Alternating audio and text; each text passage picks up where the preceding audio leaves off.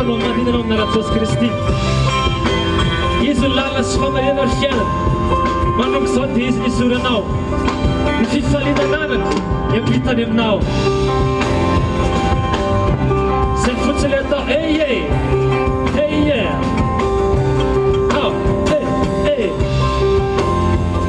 Afaka miteraka ho an'i Jesosy atsika.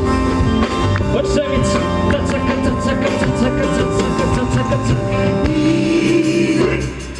Efa tolona izy eto ny saliva.